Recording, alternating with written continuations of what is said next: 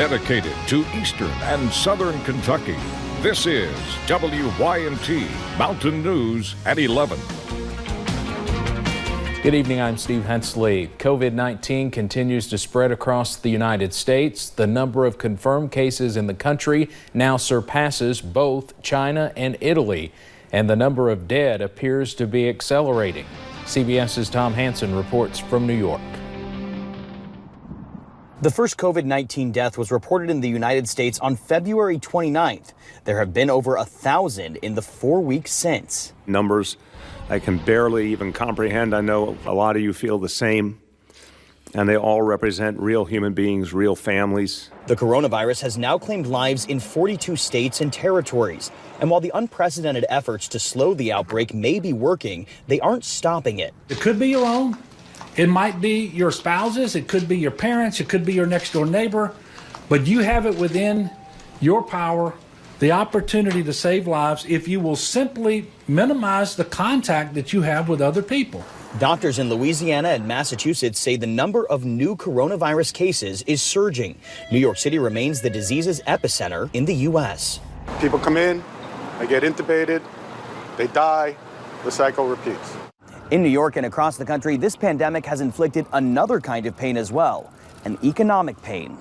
Nearly 3.3 million Americans applied for unemployment benefits last week, more than 5 times the previous record. My one job is doing limited hours and the other job shut down completely. Scared for the way life is going to be after? Yes. If we're going to have jobs to come back to? Yes. If we're going to have income to pay for things? Yes. Some experts say the jobless numbers may be even worse than they appear. This is such an unprecedented surge, and those people applying for unemployment insurance, the sites actually froze. Thursday was supposed to have been baseball's opening day. It's still unclear when the season will begin. Tom Hansen, CBS News, New York. The House is expected to follow the Senate in passing a $2 trillion stimulus package to address the coronavirus pandemic. The White House says President Trump is eager to sign the bill quickly. Federal Reserve Chairman Jerome Powell says the economy may well be in recession already. Meanwhile, the stock market had its first 3-day rally in 6 weeks. We have received dozens of calls and messages from seniors who worry they won't get one of those rescue checks. We wanted to know too, so we reached out and talked to Senate Majority Leader Mitch McConnell directly today. His office told us any U.S. resident with a Social Security number that is not claimed as a dependent is eligible. In a statement, they said, quote, "This does apply to those who have no income as well as those who receive income from non-taxable means tested benefit programs such as Social Security."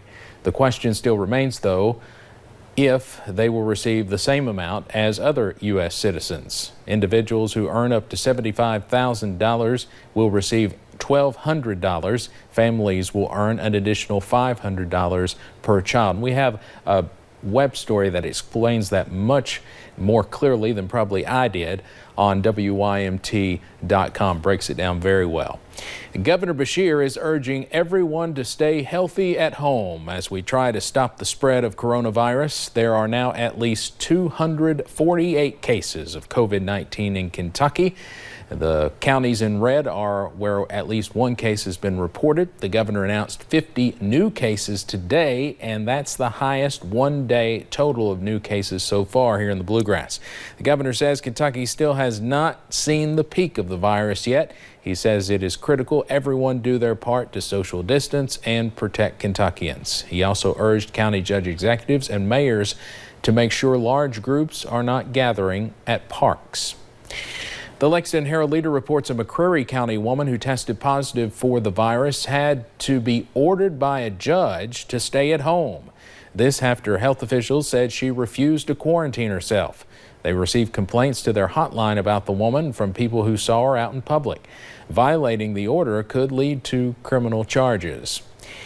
Now, in today's news conference, Governor Beshear said a 90-year-old man who was at a nursing home in Perry County had a confirmed case of COVID-19. But a short time later, it was announced the result was actually negative.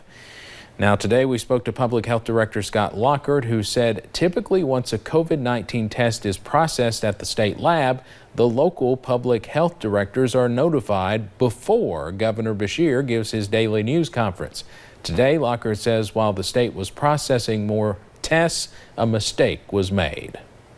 What happened today in this process is we had not received any notification until the governor had already went on air, and then right as he was going on air, I received notification that this was pending, and so evidently the governor was provided some misinformation that this test was positive when in fact it was still pending.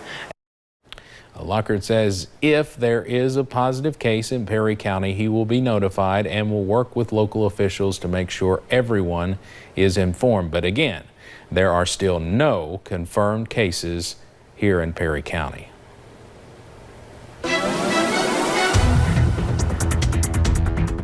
It's a very nice and gorgeous day in the mountains, and it's pretty nice out there this evening as well. Temperature's pretty warm and still seeing those clear skies. We'll go ahead and take you to Interstate 75 into Mount Vernon. We're just seeing some pretty calm conditions over there. We're starting to see a few more clouds creep back into the forecast. Some showers a little bit earlier, but those definitely really just stayed into mostly parts of West Virginia, but clouds will start to increase a little bit as we head into tonight. Like I said, those temperatures still very warm out there. A lot of us into about the mid to upper 60s, still in the 70s over in Irvine and Danville, 68 in Harley, and even 70 down into Middlesboro over into parts of Bell County. So most of us will drop into about the lower 60s tonight with those clear skies. A few clouds here and there, and as we head into the next couple of days, we'll continue to see the warm temperatures continue. We're going to start to bring back a few scattered rain chances and maybe even some thunderstorms, but sunshine does look to return pretty quickly as we head into the second half of that weekend. I'll have that weekend forecast coming up in a little bit. Thank you, Paige. The Kentucky Supreme Court is extending its suspension of most in-person court proceedings by another 2 weeks. There will still be exceptions for some emergency cases. The Supreme Court says judges can still hold necessary hearings through phone or video.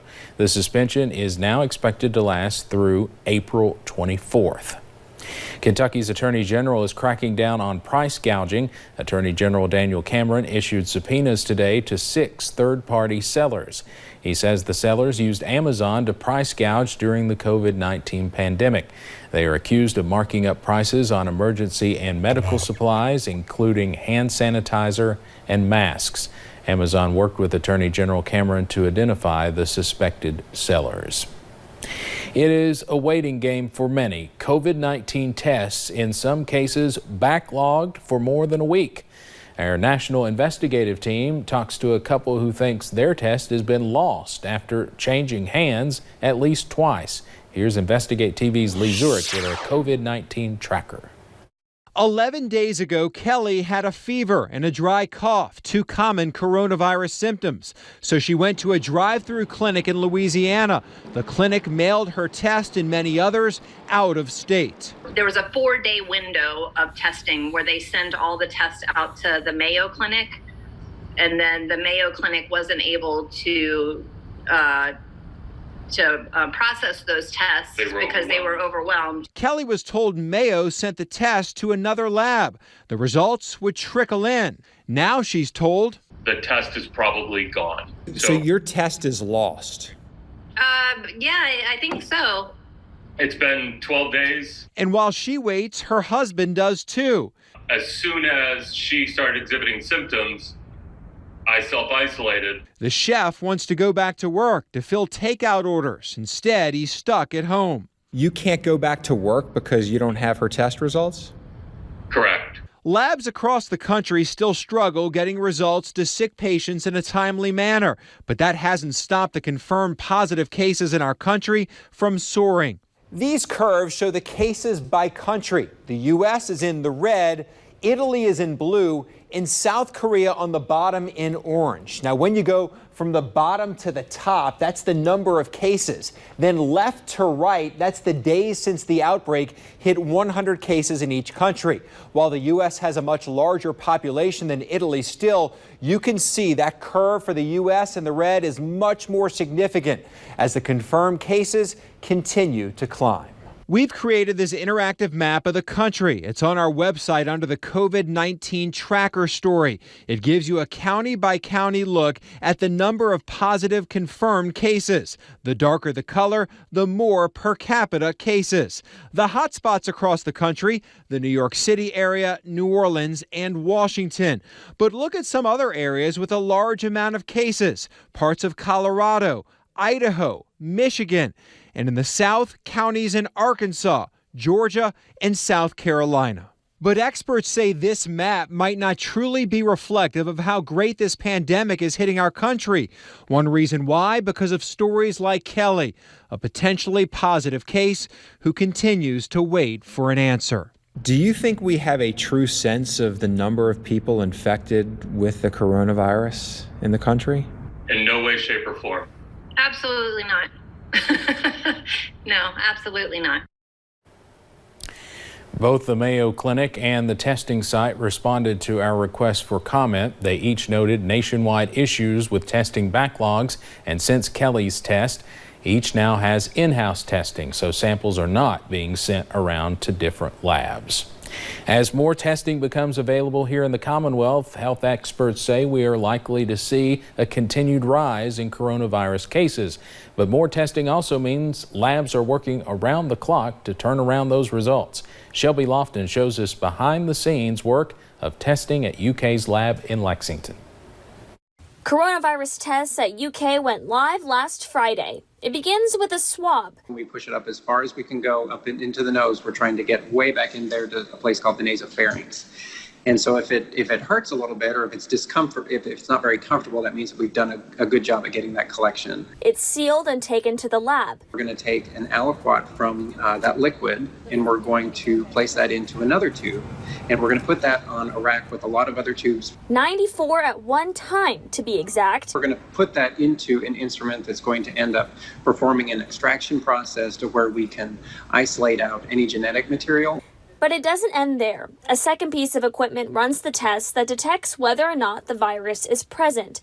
All of this takes place in a rather tight space. We do our best to social distance within the laboratory, but we certainly are constrained with the space that we have. And with limited supplies. We actually have daily huddles and discussions about how many tests do we have available and what is our collection availability. Gerwitz says they're adding more hands to the testing process. She says she's inspired by her colleagues' Team Kentucky attitude. Volunteering to even work extra shifts when needed, having different staff in other areas of the laboratory offer up their skills to help us in this process. It's really been very inspirational to see everybody come together. In Lexington, Shelby Lofton.